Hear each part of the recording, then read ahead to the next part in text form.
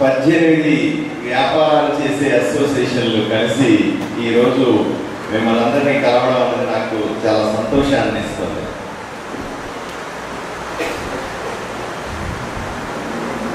వ్యాపారం అనేది ఒక ప్రత్యేకమైన కళ. ఆ కళ అందరికీ అవ్వదు. అది కొంతమంది మాత్రమే చేయరు. అది పుట్టుకతో, కులంతో, మతంతో వచ్చేది కాదు. కొన్ని వారసత్వంగా వచ్చే లక్షణాలు ఉన్నప్పటికీ కూడా మనం చేసినట్టు బిజినెస్ మన బిడ్డలు చేయలేకపోవచ్చు. వాళ్ళ ఆలోచన విధానం వేరే ఉండొచ్చు. వాళ్ళు చేసినట్టు వాళ్ళు బిడ్డలు చేయలేకపోవచ్చు. వ్యాపారాన్ని నేను ఎప్పుడు ప్రత్యేకంగానే చూస్తాను. మనం చూసిన పెద్ద వ్యాపారవేత్తలు ఎవరికి కూడా ఈ కులం లేదు, మతం లేదు, లేదా వారసత్వం కూడా చాలా తక్కువగా కనబడుతుంది. ఈ కళ మీకు అబ్బిందంటే మీరు నిజంగా చాలా గొప్పవాడని చేతులెత్తి మొక్కుతున్నాను. నేను కూడా ఒక డాక్టర్ కాబట్టి డాక్టర్ని ఒక చైన్ ఆఫ్ క్లినిక్స్ కింద దాని వ్యాపారంగా ఎంటర్ప్రైనర్గా బిల్డ్ చేసి దాని ఒక కంపెనీగా బిల్డ్ చేసి వ్యాపారం చేసిన వాడిని. దాంట్లో ఉన్న కష్టం నాకు తెలుసు. రూపాయి సంపాదించాలంటే ఎంత కష్టమో, రూపాయి ఖర్చు పెట్టేటప్పుడు ఉన్న బాధ ఏంటో, ఇబ్బందులు వచ్చినప్పుడు పడే కష్టాలు ఏంటో నాకు స్పష్టంగా. ఈ సందర్భంలో ఒక సందర్భాన్ని నేను గుర్తు చేస్తాను. మా తాతగారు, మా నాన్నకు నాన్న, ఆయన డిస్ట్రిక్ట్ కమర్షియల్ ట్యాక్స్ ఆఫీసర్. ఒకప్పుడు కమర్షియల్ ట్యాక్స్ ఆఫీసర్లు ఉండేవి, పెద్దలకు తెలుసు. ఇప్పుడంతా జిఎస్టీ వచ్చిన తర్వాత వాళ్ళు లేరు. ఆయన ఆధ్వర్యంలో 8 సంవత్సరాలు పని చేశాడు టీసీటీఓగా. ఒకప్పుడు బ్రహ్మాండంగా ఎగిరిపోతున్న టైంలో ఇక్కడంతా ఫ్యాక్టరీలు ఇంట్లో అద్భుతంగా ఉన్నప్పుడు చేశాడు. మాకు చిన్నప్పుడు కథలుగా ఆధ్వర్యం గురించి చెప్పేవాడు. ఇక్కడ వ్యాపారాల గురించి, వీటి గురించి చెప్పేవాడు. అది నాకు ఇప్పటికీ గుర్తుంది. వాళ్ళందరూ చూస్తుంటే నాకు అవన్నీ గుర్తుకొస్తా ఉన్నాయి. తర్వాత మా నాన్నగారు టీచర్ అవడం, ఆయన కర్నూలు నుంచి ట్రాన్స్ఫర్ల మీద చిత్తూరు జిల్లాలో ఎక్కువ పనిచేయడం. అక్కడ నా చదువు అంతా అక్కడ గడిచింది. ప్రైమరీ, సెకండరీ ఎడ్యుకేషన్ అంతా అక్కడ గడిచింది. తర్వాత నాకు మంచి ర్యాంకు రావడంతో నాకు డెంటల్లో మంచి సీట్ తీసుకునే ఆప్షన్ వచ్చినప్పుడు నేను హైదరాబాద్లో ఉస్మానియా, అప్పట్లో చాలా పెద్ద పేరున్నటువంటి సంస్థ, ఉస్మానియాలో సీట్ తీసుకోవడం, హైదరాబాద్లో చదువుకోవడం, ఇంకా చక్కచక్క జరిగిపోతూ గడిచింది. ఇది నా కుటుంబ నేపథ్యం నన్ను గుర్తు చేసింది. వ్యాపారస్తులనగానే ఆయన చెప్పే మాటలని నాకు చిన్నప్పుడు బాగా గుర్తుండేది. అలాగా సార్, మీకందరికీ కూడా విషయానికి వస్తే ఆదోని తన ప్రభావాన్ని కోల్పోయింది, దాని చరిష్మా కోల్పోయింది. నివులు కప్పి నిప్పులాగా, లేదా ఒక వజ్రాన్నో ఒక బంగారునో సంవత్సరాల కొద్దీ అట్లా పెట్టేస్తే ఎలాగో మెరవకుండా అయిపోతుందో ఆదోని ఆ పరిస్థితుల్లో ఉందని నా భావన.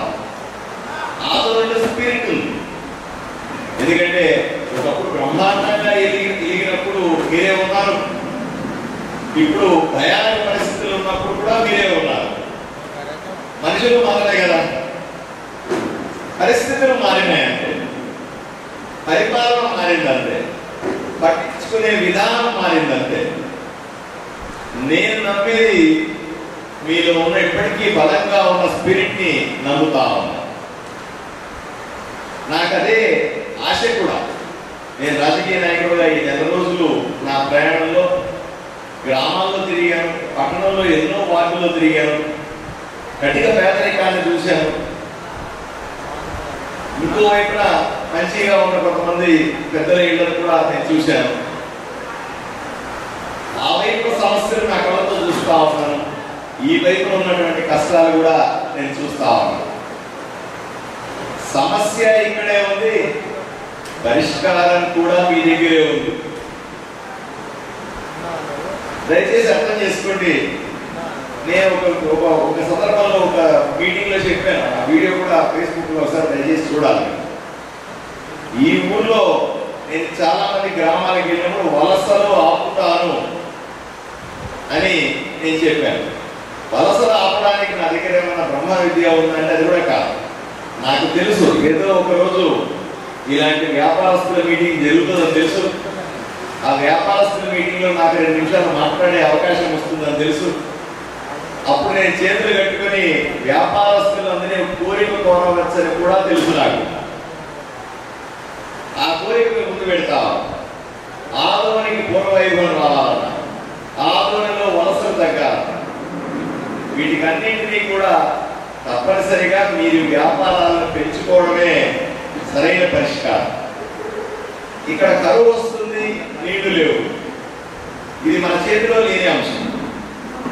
ఈ సంవత్సరం కరువు ఉంది, గత సంవత్సరం కూడా సరిగా వర్షాలు పడినట్టుగా లేదు. ప్రభుత్వం ఆదుకోవాలి రైతుల్ని, ఇన్పుట్ సబ్సిడీలు ఇస్తుంది, క్రాప్ ఇన్సూరెన్స్లు ఉంటాయి. వీటన్నింటి ద్వారా ప్రజలను ఎప్పటికీ కరోనా సమయంలో డబ్బులు ఇచ్చేలా ఆదుకున్నాం మనం. అలాగే కరువు సమయంలో కూడా రైతుల్ని ప్రజలను ఆదుకోవాలి ప్రభుత్వాలు. కానీ పరిపాలనా లోపం, అడ్మినిస్ట్రేటివ్ ఫెయిల్యూర్, ఇక్కడ ఉన్నటువంటి ఎమ్మెల్యేకి చదువు లేకపోవడం, అతను చదువుకున్న ఐఏఎస్ని ఐపీఎస్ని కంట్రోల్ చేయాల్సి రావడం మన కర్మ. ఎలా సాధ్యమవుతుంది? నేర్చుకునైనా చేసి ఉండొచ్చు. అలా చేయకపోవడం వల్ల చివరికి నష్టపోయేది ఎవరు అంటే అట్టడుగు స్థాయి ఉన్నటువంటి రైతులు, ఊరిలో ఉన్నటువంటి వ్యాపారం చేసుకునే పెద్దలు. సరైన సమయంలో క్రాప్ ఇన్సూరెన్స్ ఇచ్చి ఉన్నా, క్రాప్ ఇన్సూరెన్స్ అందరికీ వర్తింపజేసే విధంగా చర్యలు తీసుకొని ఉన్నా, ఈరోజు రైతు చేతికి డబ్బులు వచ్చాయి. అట్లీస్ట్ అతను పెట్టుబడి పెడితే ఎకరానికి 30-40 వేల రూపాయలు పెట్టుబడి పెడితే ఆ 30-40 వేల రూపాయలన్నా వెనక్కి వస్తే హాయిగా నిద్రపోయేవాడు రైతు. ఆ 30-40 వేలు సరే ఈసారి పోయింది అని మళ్ళీ పెట్టుబడి పెట్టేవాడు. మళ్ళీ మీ అందరి దగ్గర ఎంతో అప్పో సొప్పో ఇస్తూ ఉంటారు మీరు. చాలా నాకు తెలుసు, ఆ మండీలో కానీ అక్కడ మార్కెట్లో కానీ అప్పులు ఇస్తున్నారు. నేను ఈరోజు పొద్దున్నే 6 గంటలకంతా మార్కెట్కి వెళ్ళాను. నాకు వంకాయలు దండేశారు, దండేసి తిప్పారు, అందరి దగ్గర దండం పెట్టి తిరిగాను. నేను ఆ వైపు మార్కెట్ కలకలంటే కూరగాయల మార్కెట్ కలకలాడుతాను. వెనక్కి చూస్తే మార్కెట్ యార్డు ఒక్క మూట అంటే ఒక్క మూట లేకుండా ఖాళీగా ఉంది. నేను మా వాళ్ళని అడిగాను, ఏదా ఇంత ఖాళీగా ఉంది అని, రాత్రికి ఎత్తేస్తారా లారీల్లోకి అని అడిగాను.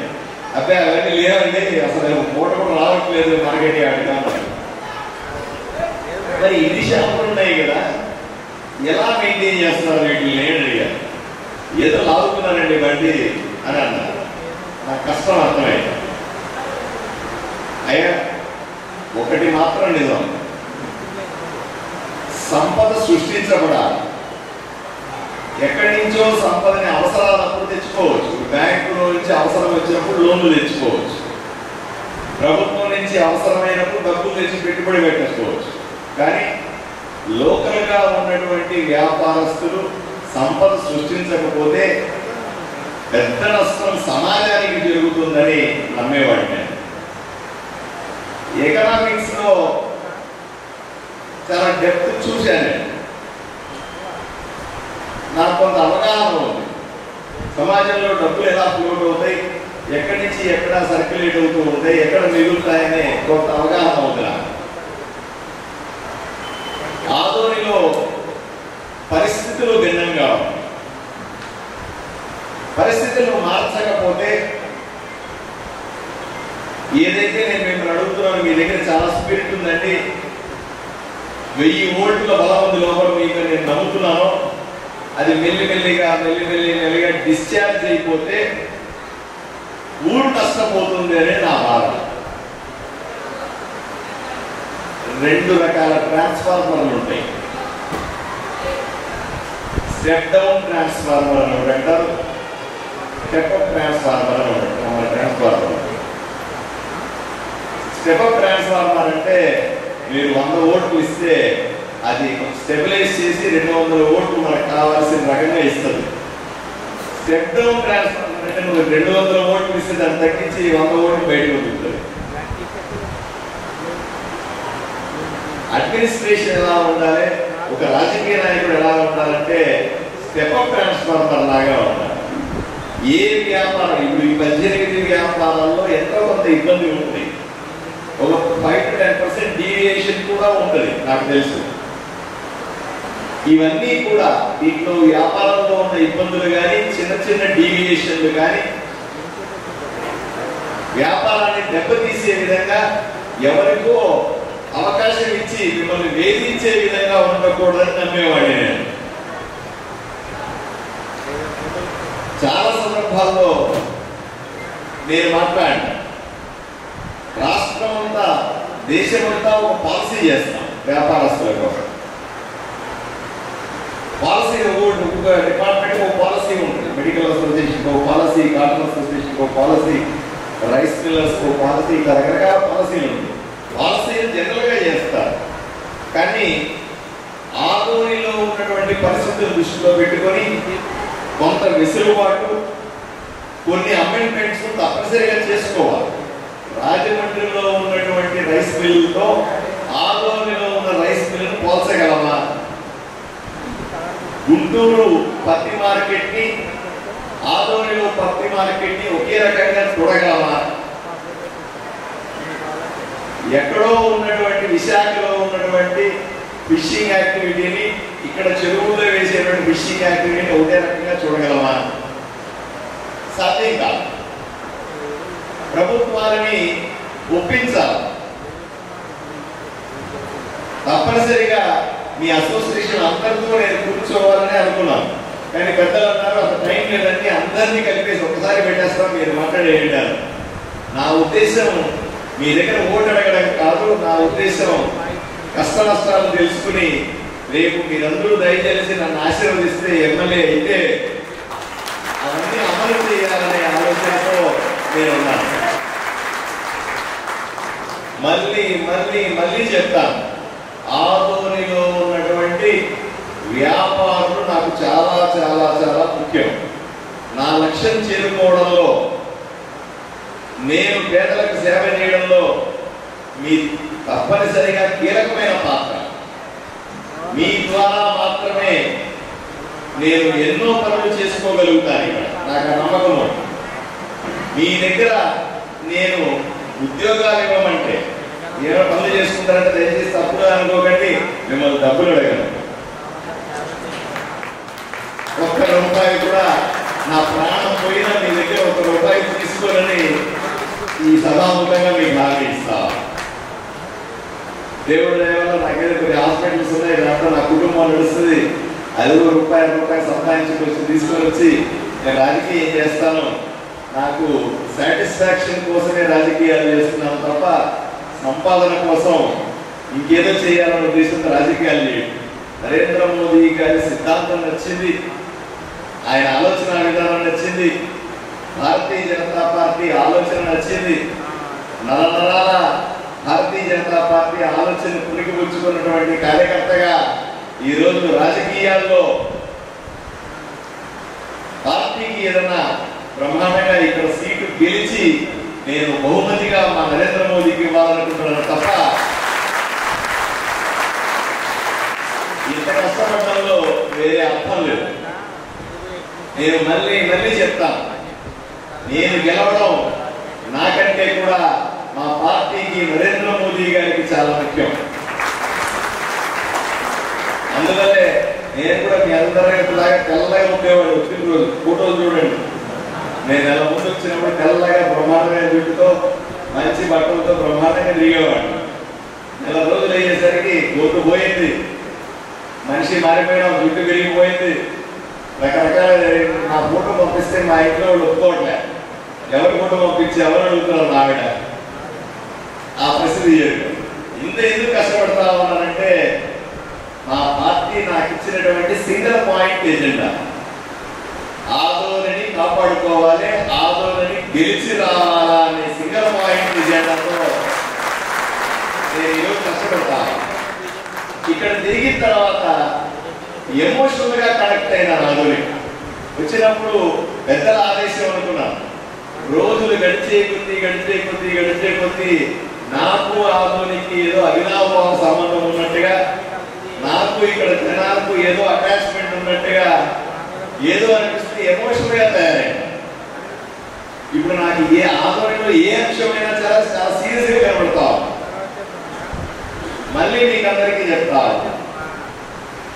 నేను గెలిచినా ఓడినా ఆందోళనలోనే ఉంటా, ఆందోళనలోనే కాపాడుకుంటా. ఇది స్పష్టం. ఎందుకంటే ఆ సాయి ప్రసాద్ రెడ్డి వాళ్ళ మనిషికి ఏం దొరకట్లేదు నాకే తిట్టడానికి. నేను రోజు కూడా తింటాను. ఓ రోజు జగన్ కాలనీ తిడతాను, ఓ రోజు హాస్పిటల్ తిడతాను, ఓ రోజు బైపాస్ నాశనం చేసేవని తిడతాను, ఓ రోజు ఊరు నాశనం చేసేవని తిడతాను. నా దగ్గర అన్ని ఉన్నాయి. నా దగ్గర ఇంకా ఇన్ని ఫైళ్ళు ఉన్నాయి మాట్లాడాల్సింది. టైం లేదు మాట్లాడడానికి, గొంతు పోయేది మాట్లాడడానికి. అప్పటికి బలవంతంగా కషాయం తాగి గొంతు సెట్ చేసుకొని మాట్లాడతాం. అనే విషయాలు వాళ్ళకేం లేదు నా మీద మాట్లాడడానికి. నాది స్వచ్ఛమైన చరిత్ర. నేను 10 సంవత్సరాలుగా భారతీయ జనతా పార్టీలో ఉంటే గత 3 ఏళ్లుగా రక్షణ శాఖకు సంబంధించినటువంటి ఇండిపెండెంట్ డైరెక్టర్ గా భారత్ ఎలక్ట్రానిక్స్ లో నన్ను నామినేటెడ్ పదవిలో ఉంటే ఈ రోజు దాకా కూడా వేలెత్తి చూపలేనటువంటి చరిత్ర, రాజకీయ చరిత్ర. భారత్ ఎలక్ట్రానిక్స్ అన్నది 35,000 కోట్ల టర్నోవర్ ఉన్న కంపెనీకి నేను ఇండిపెండెంట్ డైరెక్టర్ గా మోదీ గారు నన్ను పెట్టారు. మేము మా కంపెనీలో సైనికులకు అవసరమైనటువంటి తుపాకులు, ఫిరంగులు, సబ్మెరైన్లు, మిజైల్స్, ఇలాంటి 350 రకాలైనటువంటి రక్షణ రంగానికి సంబంధించిన సైనికుల కోసం తయారు చేసే వస్తువులు తయారు చేసే 14 ఫ్యాక్టరీలు నేను పర్యవేక్షిస్తాను. దాంట్లో నుంచి వచ్చి ఇక్కడ అన్ని వదిలిపెట్టి ఈరోజు ఆదోని కోసం, మీ కోసం, మీ భవిష్యత్తు కోసం, మనందరి బిడ్డల కోసం కొట్లాడతామన్న విషయాన్ని మీరు గుర్తించాల్సిందిగా కోరుతాం. ఏది ఏమైనా భారతీయ జనతా పార్టీ నాకు ఇచ్చినటువంటి అసైన్మెంట్ ని 4 రోజుల్లో పూర్తి చేసి నేను ఎమ్మెల్యే కాబోతా రాసి పెట్టుకోండి. అందరూ అంటారు నేను ఓవర్ కాన్ఫిడెన్స్ అయ్యామని ఎమ్మెల్యే ముందు చెప్తాను. అయ్యా, నేను పోయిన దగ్గర జనాల కళల్లో చూస్తే తెలుస్తుంది నాకు ఏం జరగబోతా ఉంది. నేను ఇళ్ళ దగ్గర ప్రజలను ఆశీర్వదించే విధానం చూస్తే నాకు అర్థమవుతా ఉంది 4 రోజుల్లో నేను ఎమ్మెల్యే అవ్వబోతా ఉన్నాను. నేను ఇళ్ళ దగ్గర కూడా ప్రజలు నాకు వదలకుండా నీళ్ళు ఇవ్వడం, వదలకుండా మా ఇంట్లోకి రమ్మని చెప్పడం, వదలకుండా ఆశీర్వదించడం, వాళ్ళు కాళ్ళు నొక్కినప్పుడు వాళ్ళ కాళ్ళలో నుంచి వచ్చే వైబ్రేషన్ తెలుస్తుంది నాకు. నేను గెలవబోతా ఉన్నాను. గెలిచిన తర్వాత ఏం చేయాలో అనేది కూడా పార్టీకి స్పష్టత ఉంది. అయ్యా, గెలిస్తే అయిపోరు, ఈ ఊరిని బాగు చేసి చూపించాలి. ఎందుకు బాగు చేసి చూపించాలండి? సాయి ప్రసాద్ రెడ్డి పడుకోవచ్చు కదా, ఊర్లో డబ్బులన్నీ తినేయచ్చు కదా, ఊర్లోకి వస్తున్న స్థలాన్ని కబ్జా చేసి ఇచ్చి కదా, ఎందుకు ఇంకేం పని ఉంటుందండి మీకు అని అంటుంది. భారతీయ జనతా పార్టీ ఆలోచన విధానం ఒకసారి మీరు అర్థం చేసుకోవాల్సిందిగా విజ్ఞప్తి. ఈరోజు పొత్తులో మాకు 10 సీట్లు వచ్చినాయి. 175 సీట్లో కేవలం 10 సీట్లో మాత్రమే భారతీయ జనతా పార్టీ పోటీ చేస్తాం. ఇక్కడ గెలవాలి, ఆదోనిలో గెలవాలి. ఆదోనిలో గెలిచిన తర్వాత రాష్ట్ర ప్రభుత్వ సహకారం తీసుకుంటాం. చంద్రబాబు నాయుడు గారు ముఖ్యమంత్రి అయితే ఆయన సహకారం ఇవ్వలేని పరిస్థితుల్లో, ఆర్థికంగా సాయం చేయలేని పరిస్థితుల్లో నరేంద్ర మోదీ గారిని అడిగి సహకారం తీసుకుని వచ్చి ఆదోనిని అభివృద్ధి చేయాలి. ఆదోని అభివృద్ధి జరిగే దశలో దీనికి ఆదోని మోడల్ అని పేరు పెట్టాలి. 5 ఏళ్లలో ఆదోనిలో ఉన్న చేసిన అభివృద్ధి చూపించి 175 స్థానాల్లో పోటీ చేయాలి. 2029కి భారతీయ జనతా పార్టీ సీఎం ఆంధ్రప్రదేశ్ లో రావాలి. ఇట్లాంటి ఆలోచన విధానంతో మా పార్టీ ఉంది. ఇటువంటి ఆలోచన విధానంతో స్పష్టమైనటువంటి మార్గదర్శకం చేస్తా ఉన్నారు మాకు. ఇటువంటి ఆలోచన విధానంతో ప్రజల్లోకి వెళ్తాము. ప్రజలకు ఇప్పటిదాకా కూడా ఎన్నో పార్టీలు చూశారు.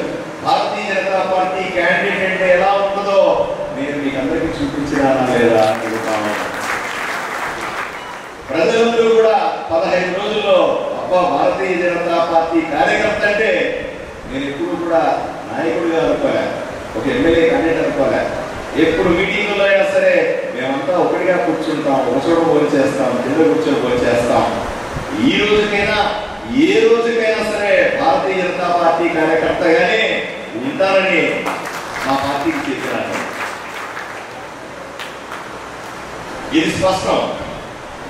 నిన్న నాకు నేను వచ్చిన తర్వాత నేను చాలా మందికి ఇలా చెప్తే నమ్మేవాళ్ళు కాదు. ఈ నిజంగా చెప్తా ఉన్నాడు, పైన సీన్ ఉందా ఈయనకి అని అడిగినారు.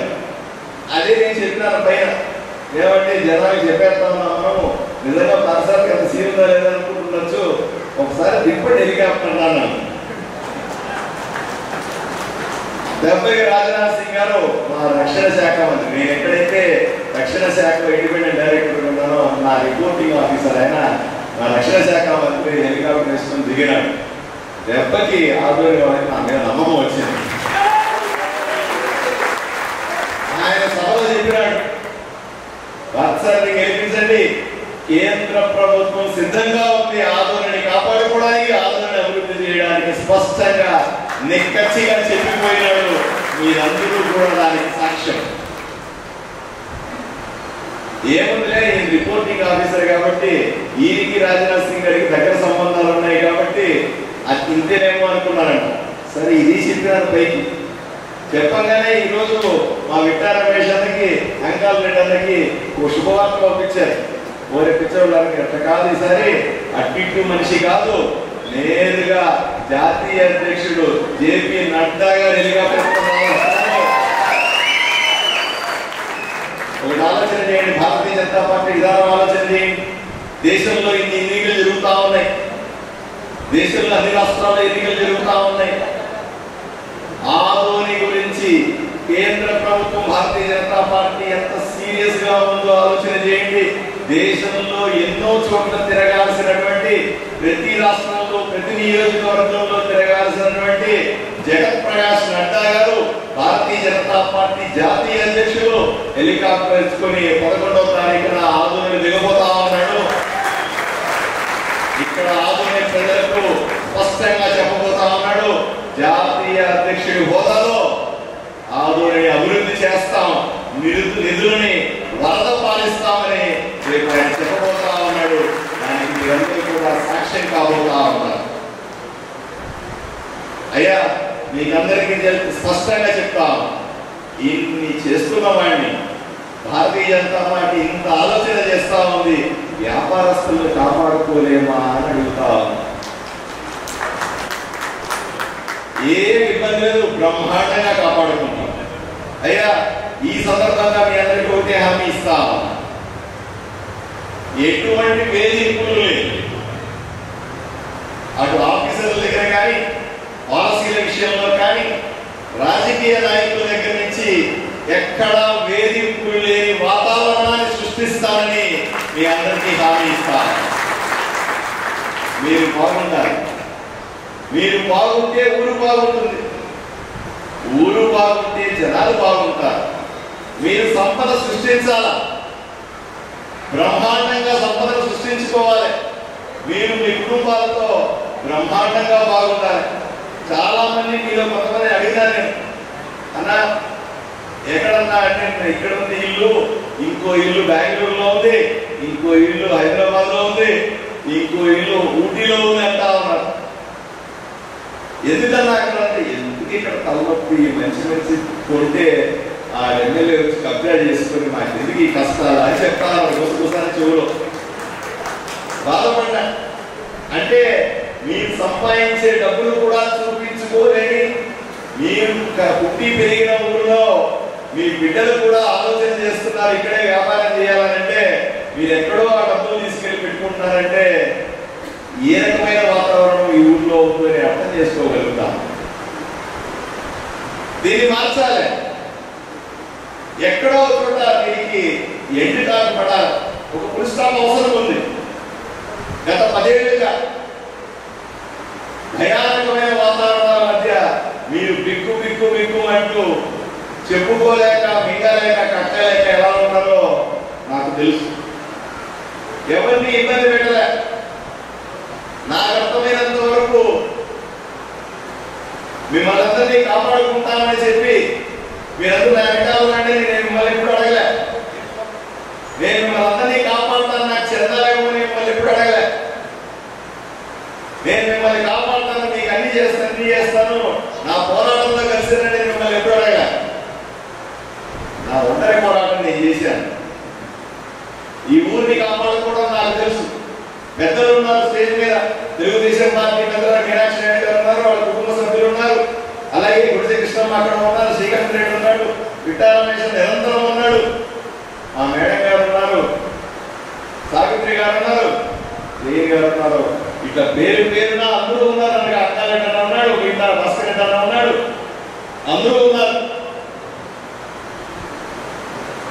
మేమంతా కలిసి కట్టుగా ఆదోని కాపాడుకోవాలని నిర్ణయం చేశాను కాబట్టి ఇక్కడ కూర్చున్నాం.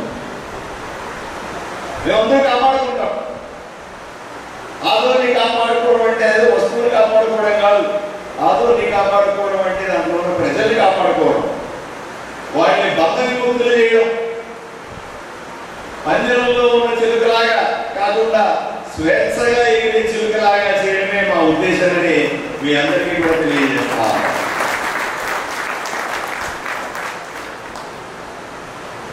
చదువు ఉంది, చదువుకున్న వాడిని, అర్థం చేసుకోగలిగిన వాడిని మీరు ఎంత చెప్తే నాకు ఇంత అర్థం అవుతుంది.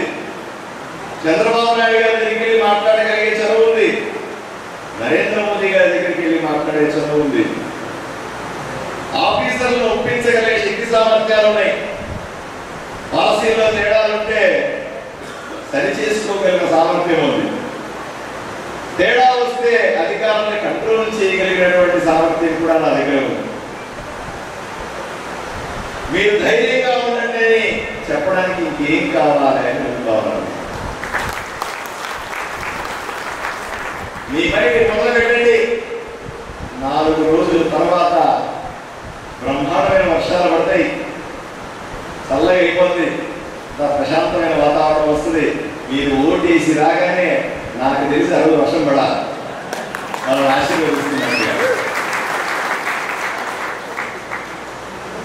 ఏం ఇబ్బంది లేదు. మంచి రోజులు వచ్చినాయని చెప్పడానికి మాత్రమే మీ ముందు నుంచున్నాను. ఇది ఇప్పటిదాకా నేను అర్థం చేసుకున్నాను. ఇక నా పని చెప్పాలి సార్, నా పని కూడా చేసుకున్నాను. 2 నిమిషాలు ఓటు అడగాలి. అయ్యా 2 చేతులు ఎత్తి వేడుకుంటా ఉన్నా, నన్ను ఆశీర్వదించండి.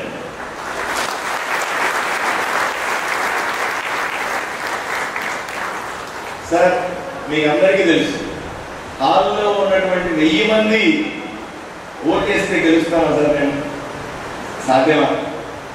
కాదు. మెజారిటీ రావాలి. నరేంద్ర మోదీ గారికి చెప్పొచ్చిన, మా పార్టీకి చెప్పొచ్చిన పెద్ద మెజారిటీలో గెలుస్తానని, అది కూడా చెప్తున్నాను. మీకు వచ్చినప్పుడు నవ్వారు, నువ్వు గెలవడం ఏంటి, పెద్ద మెజారిటీలో గెలవడం రాగానే నవ్వారు, పక్కపక్క నవ్వారు. శ్రీరాముడు రావణాసురుడి మీద యుద్ధానికి పోయినాడట, లంకకి పోతే రావణాసురుడు 10 తలకాయలు తీసుకుని పక్కపక్క నవ్వాడట. ఓరే పిచ్చోడ, నాకు శివుడి దగ్గర నుంచి ఇన్ని వరాలు ఉన్నాయి, నా శక్తి సామర్థ్యాలు లేదు, నువ్వేదో మానవుడు వచ్చినావు, వెనకాల కోతులు వేసుకుని వచ్చినావు, నువ్వు గెలుస్తావా అని పక్కపక్క నవ్వాడట. తర్వాత ఏం జరిగిందో మీకు అందరికీ తెలుసు. నేను మా పార్టీకి చెప్పి వచ్చినప్పుడు ఆదోనిలో ఎమ్మెల్యే గారు బంధువర్గం అంతా పక్కపక్క నవ్వి ఉంటారని నేను అనుకుంటా. కానీ ఈరోజు భారతీయ జనతా పార్టీ అలాగే తెలుగుదేశం జనసేన పార్టీ కూటమి బలం అర్థమయ్యే లోపల చుక్కలు కనబడుతున్నాయి.